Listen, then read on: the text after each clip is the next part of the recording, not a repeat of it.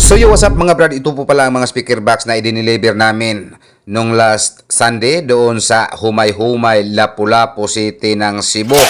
So ayan, dalawang D12 mid high full range at isang live na crossover.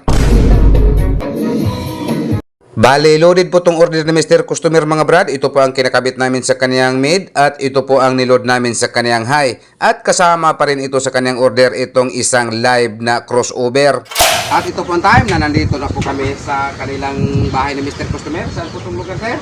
Humay-humay. Humay-humay ng Lapu-Lapu.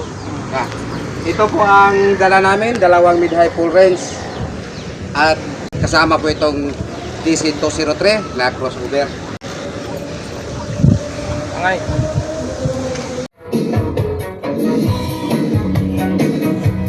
At ilang minutos lang po matapos ko ito ma-sit up, sinantest ko agad. At ang saya po ni Mr. Customer na nakarinig po siya sa gandang tunog dahil ang sabi po niya hindi daw ganito kaganda ang tunog sa hindi pa nakarating yung ating dalawang D12 mid high full range.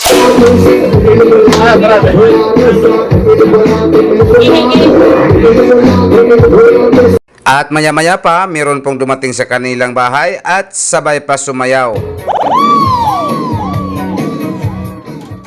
Ang sobrang saya ko mga brad habang ako po ay nakatingin ni Mr. Customer na sa tingin ko ay sobrang saya niya. So sayo, Mr. Monsueto Cordoba ng Humay-Humay, Lapu-Lapu City ng Cebu. Shout out po sa inyo sir. At maraming salamat po sa inyong pagtiwala dito sa amin at maraming salamat po sa pananghalian. At habang ako po ay nagpatuloy po sa pag-sit up sa kaniyang mga gadget, sila na naman po ay nagtagay-tagay ng konti.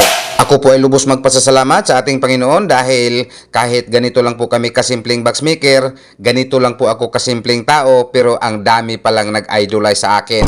So sa inyong lahat na nag-idolize po sa akin, maraming salamat po, lalo na po nitong mga tao na sa picture nitong bawat kilid ko. Again, sa inyong lahat mga idol, maraming salamat po sa inyong pag-idolize sa akin dahil hindi ko po inakala na mayroon palang mga tao na gustong magpa-picture sa akin. Mauna na ang imong boxer, maunang itaod na to sa mid ug mauni ang sa Twitter. Pau fuerte.